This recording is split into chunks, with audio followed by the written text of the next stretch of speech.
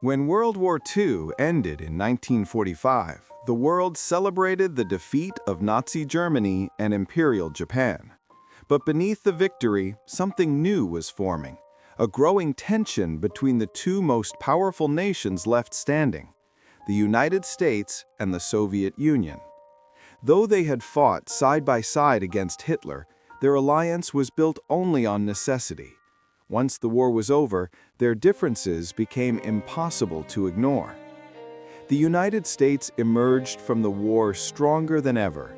Its economy was booming, its military was advanced, and it possessed the world's first atomic bomb.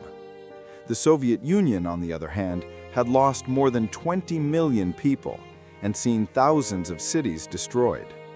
Yet it also came out with enormous influence, having pushed the Nazis back and taken control of much of Eastern Europe.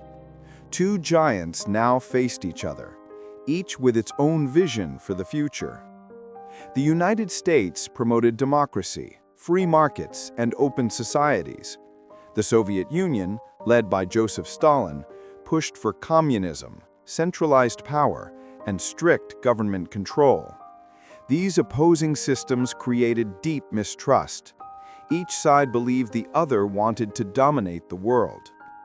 The first major conflict appeared in Europe. Germany, the country that had started the war, was divided into zones controlled by the Allies.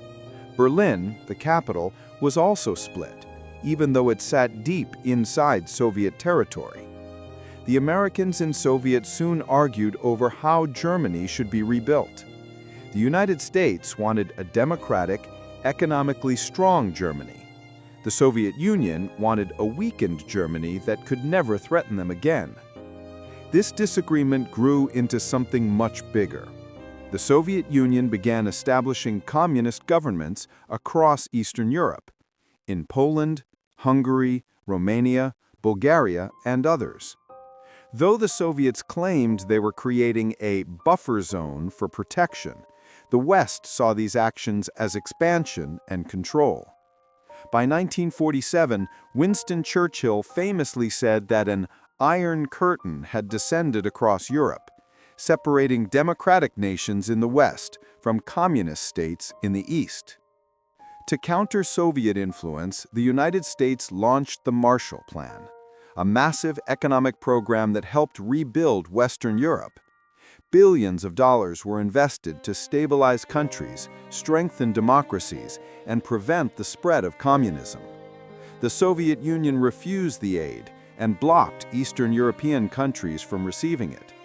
Europe became divided not only by ideology, but also by wealth and opportunity. As tensions rose, military alliances were formed. In 1949, the United States and its allies created NATO, the North Atlantic Treaty Organization, a pact that promised mutual defense if any member was attacked. In response, the Soviet Union later formed the Warsaw Pact with its satellite states.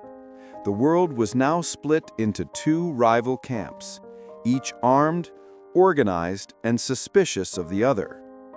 One of the earliest and most dramatic confrontations came in Berlin.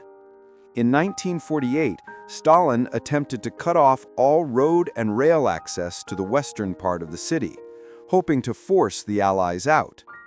The Americans and its partners responded with the Berlin Airlift, an enormous operation that flew food, fuel, and supplies into the city every day for almost a year. Instead of surrendering, the West showed determination, and in 1949, the blockade was lifted. Berlin became a symbol of the Cold War, a divided city in a divided world.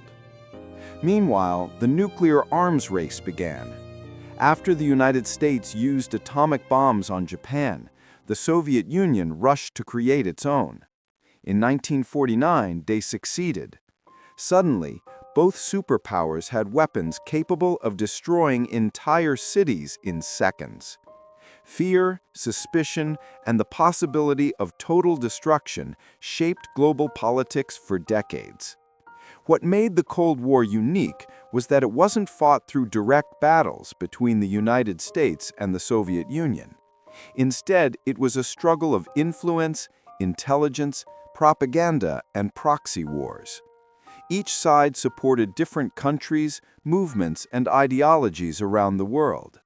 The conflict spread to Asia, the Middle East, Latin America, and Africa, influencing revolutions, coups, and regional wars.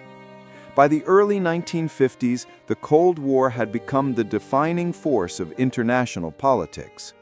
The world was no longer united by victory in World War II. Instead, it was split between two superpowers competing for control, security, and survival. The decisions made in those early years shaped the next half-century and still influence global politics today. The beginning of the Cold War wasn't a single event.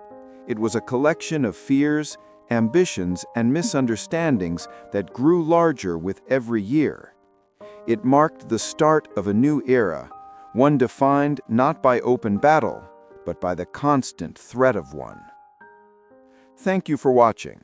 If you enjoyed this video and want to continue exploring history, don't forget to like, subscribe, and join me in the next one.